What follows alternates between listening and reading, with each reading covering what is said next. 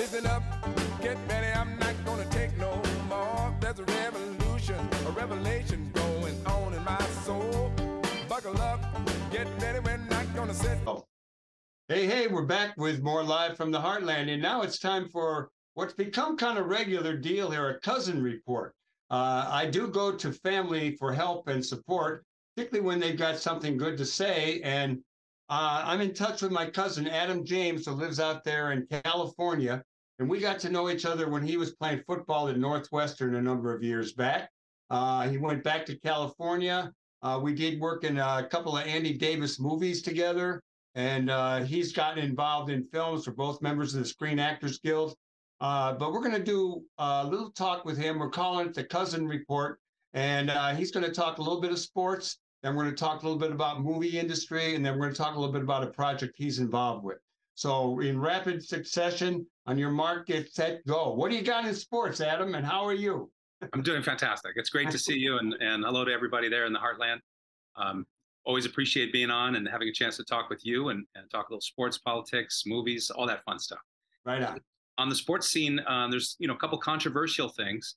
Of course, the NCAA. That's what we like. We like controversy here. That's why when you asked me to come up with a couple topics, this is a couple that came right to mind. A little controversy in the women's basketball tournament. First of all, a great big shout out to Caitlin Clark and the Iowa women's basketball team. Tremendous run, but also an even bigger shout out to LSU. Women's Tigers did a phenomenal job. They won that championship game. They deserve to get that invitation to the White House as champions do. So the controversy was, of course, that the First Lady, Dr. Jill Biden, had made a comment about how, boy, that Iowa team sure played great. It would be nice to invite them too, which came across as a little bit possibly racially motivated. Pretty much all white team, not quite, but precisely. And Caitlin certainly as a superstar player, but at the same time, it wasn't really appropriate. Only the winners get invited.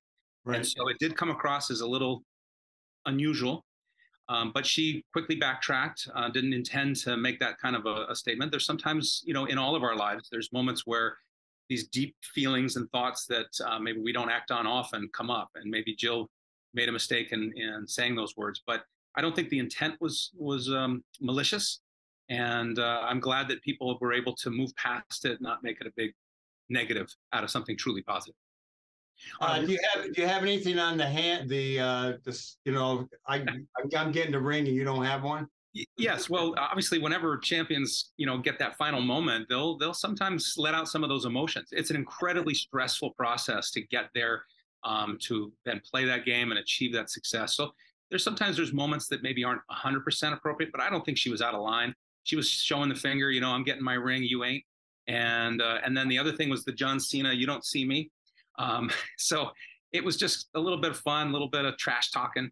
I wouldn't take a big offense to it myself. And if I did it to somebody else, I hope they wouldn't take offense from me. Hey, Adam James, how about a little bit of hockey now? There was some guys wearing pink jerseys, some teams, not all teams. And the Hawks didn't come through as best they might. Give us a report on what's going on in hockey on that front. Well, first of all, we should give a lot of kudos to National Hockey League for having done this in the first place. They've been doing this for many years, having these Pride Nights. What it is, Pride Night. Pride Night is an effort by the Hockey League to reach out to a portion of our community that sometimes feels not included. And it was an effort to say, you're absolutely welcome to come to our games. We hope that you'll become a fan of our team and that you'll support us.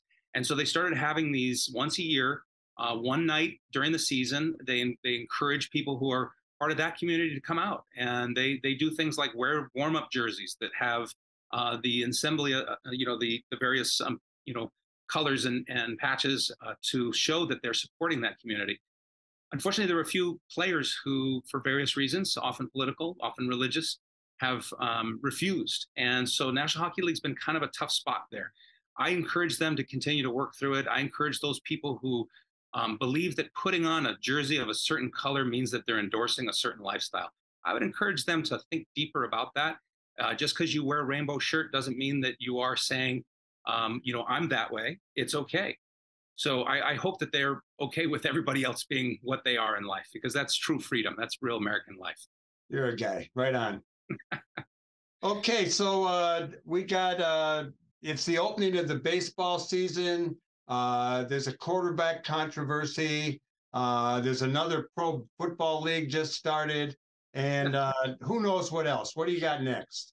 Well, as we start off on a next segment of just general miscellaneous sports stuff, I'd love to give a great big shout out to the Tampa Bay Rays.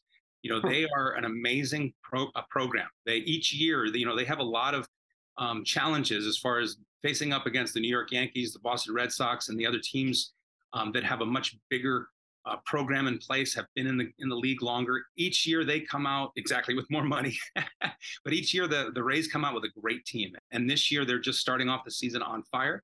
11 straight wins. It's the first time since I think 89 that a team has started this strong. So it's a really great sign about the health of that sport. Baseball continues to do well. I wish them the best. Okay, yeah. Again, the White Sox were losing 1-0 a little while ago. We're talking Wednesday. And Chicago anyhow, White Sox, let's go. What else do we got here? You got any more sports, or we're going to move on to movie stuff? Well, yes, I'd love to talk with you a little bit more about movies. Of course, you and I both have worked as actors and writers, and I'm a big believer that movies and television shows have a way of impacting people's lives. We can share messages of support and hope, and really connect with other people through this medium. I'm a fan of it. I love it. I love being in it. There's some projects out there right now that are really working towards that, trying to get messages of love and support out to the greater community. So I encourage people to support those kind of movies. You got any examples? Well, gosh, not one that comes off the top of my head right now. I hadn't prepared that, but I will say that one thing I was wanting to talk to you about is the changes in our industry in regards to the delivery of product. So, of course, traditionally people would go to a movie and then, of course, starting to watch them on television many years ago. But now we have computers that are enabling people to watch a movie anywhere, anytime. These streaming services have kind of changed. Yep, exactly. They've changed the landscape of the film industry. We still want people to watch sports on here, too. You Absolutely. Can watch the White Sox, the Bulls, whatever you need. Yes, indeed. And, it's something I was sharing with my son about sports and why sports, even though the industry is changing so quickly with on-demand services and streaming, sports continues to do well. And the reason is because it's happening in the moment. In this moment now, you can only catch it live. So as a result, it really drives viewers. And as a result, that drives advertisers. So sports continue to do well, and I see that continuing to grow. But streaming services for movies can actually be a really good thing. Here in Los Angeles, I attended a workshop with Film LA, and they were analyzing the trends here in our city in regards, and the state of California in regards to filming. And of course, it had a big dip 2 years ago because of a pandemic thing going on, but we see it coming back strong. And one of the things that is really driving the success of filming in California and Los Angeles and in Chicago and all over the world are these streaming services, these streaming platforms. They're coming out with great shows. They're some of the best, most interesting shows you can watch. So I encourage people to really think deeply about what they're interested in and search it out, find it. Don't be afraid to check out something new and different. You want to talk about some more film stuff or some more streaming, or you want to move right over into your favorite project? Well, I'm very honored to be working on this new streaming project. Wasn't a coincidence. Moving over to that project, and of course, I'm just trying to get a part in it. Keep going, brother, cousin. Well, back in the 1930s, there was a character called Dok Sauvage. It was a Pulp Fiction character along with the Shadow. Many people consider Dok Sauvage the original superhero. But as time went on and comic books hit, Superman, Batman, those became bigger characters. In fact, many of the elements of those characters were pulled directly from Dok Sauvage. Dok Sauvage was a scientist, a detective, a martial artist, super wealthy guy who fought crime. Sounds a lot like Batman. And then also, he would go to this secret place where he would train and study called the Fortress of Solitude. Literally. And then later, Superman used that exact same name for their Fortress of Solitude in their storyline. But that was originally Dok Sauvage. They made a movie in the 1970s with an actor named Ron Ellie, who had been Tarzan in the television show Tarzan. And the movie didn't do particularly well, but it was a cult favorite for many people. And what we're doing is we're doing a streaming show, a modern retelling or inspired by the original 1930s character. And ours is called Dok Sauvage. We spell it differently. It's Dok with a K, so it's D-O-K. and it's Savage with a U, or Sauvage. It's Dok Sauvage, Man of Copper. And you can check us out online. Check out our website, doksavage.com. Right now, we just finished filming episode 1, and we did a little sneak preview, a premiere at the Martial Arts History Museum in Burbank, California. It was really kind of cool to do it there because there's a lot of connections with the museum. I myself am a member, and I was at an event called Dragon Fest, which is an annual major fundraising event for the museum here in Los Angeles. And it was there that the executive producer of Dok Sauvage saw me and approached me about playing the role. Also in this show is a gentleman named Americus Abasamas. Americus is a former USA sumo champion, great big giant guy, tremendous actor. He is a guy who's been in Pirates of the Caribbean. He's in Boba Fett, the new Star Wars show. He was in a movie called Let's Be Cops with Damon Wayans. It was an international blockbuster movie. A really cool guy. He is playing the main villain. And we have a really great cast and crew. It's going to be a lot of fun. We start filming literally in 3.5 weeks back up in Fresno, California, which is, this project is being filmed in Fresno. So you're going to shoot the second edition or the second episode? Correct. We're scheduled to do episodes 2 and 3 in May. And then later in the summer, we're going to do the remaining 5 episodes. It's an 8-episode first season. And for anybody out there who loves movies and martial arts and wants to be a part of this project, go to our website, check it out. Right now, we're raising money with an Indiegogo campaign. Indiegogo is kind of like GoFundMe, but it's specifically for film projects, creative projects. So you can donate some money, get a little gift. We've got really cool perks like keychains and shirts. We also have some signed photos, and also a really cool Zoom meeting with myself and Americus, where you'll have a chance to kind of talk with us about movies and martial arts and sports and politics and all that great stuff. Well, how big is this Americus guy? You say he's a great big guy, but you're like 6'4". Correct. So he's about 6'1", 6'2", but probably around 400 pounds. Former sumo champion. He is one of the pioneers of sumo in America, really helped push this sport, this martial art, into a higher level of popularity. So this is a low-budget film, and you are clearly raising some money, yes. But it is also the actors, or at least some of them, are SAG. How did that all work out? Yes, indeed. So myself and Americus... Screen Actors Guild. Correct. Americus and I are both Screen Actors Guild members. And what had happened was when I met with the executive producer, Americus and I went and talked with him about the project, and we were offered the roles. But in that meeting, I said, I will do it at the minimum, but it's got to be union. I'm a big believer in Rule 1.